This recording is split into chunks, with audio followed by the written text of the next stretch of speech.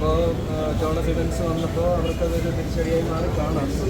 അതൊന്നും നമ്മൾ ഇതൊന്നും അല്ല നമ്മുടെ ഡെയിലി ഫീഡിങ് മെറ്റീരിയൽ. അപ്പോൾ അവരെ അങ്ങനെ ഹേർട്ട് ചെയ്യുന്നതിലും എനിക്ക് പേഴ്സണലി വിഷമമേ ഉള്ളൂ.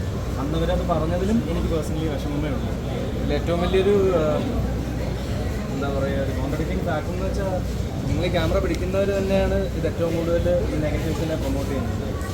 ഇപ്പോൾ എൻ്റെ അച്ഛൻ എന്തെങ്കിലും ഒരു സാധനം ചെയ്തു, അതിലൊരു അബദ്ധമുണ്ട് അല്ലെങ്കിൽ ഒരു വാക്ക് അതിലുണ്ട്, നടുക്കറി പിടിച്ചിട്ട് അതിൻ്റെ നെഗറ്റീവ്സ് ഏറ്റവും കൂടുതൽ പ്രൊമോട്ട് ചെയ്യുന്നത്. പക്ഷേ ഒരു പോസിറ്റീവ് എന്തെങ്കിലും ചെയ്താൽ അത് ഇത്ര വ്യഗ്രതയോടെ നിങ്ങൾ പ്രൊമോട്ട് ചെയ്യാറില്ല. അപ്പം ഇതിലേതെങ്കിലും ഒരു സ്പെസിഫിക് ചാനൽ ഒരു കണ്ടന്റ് കിട്ടും, അതിൻ്റെ 5 കട്ട്സ് എടുത്തിട്ട് വേറൊരു ചാനലിടും, എന്നിട്ട് എൻ്റെ അച്ഛനെ ചവിട്ടിക്കയറും, വലിച്ചു കയറും, ചീത്ത വിളിപ്പിക്കും, കമൻസ് ഇടും, കാൽക്കുലേറ്റഡ് ക്യാപ്ഷൻസ് ഇടും. പക്ഷെ അന്നേരം ഇതിൻ്റെ ഒറിജിനൽ കണ്ടന്റ് ഇട്ട ഒരു പേജ് പോലും വന്നിട്ട് ഞങ്ങളാണ് ഇതിൻ്റെ ഒറിജിനൽ കണ്ടന്റ് ഇട്ടത്, ഇങ്ങനെ എല്ലാ പുള്ളി പറഞ്ഞെന്ന് ഇതുവരെ ആരും പറഞ്ഞിട്ടില്ല.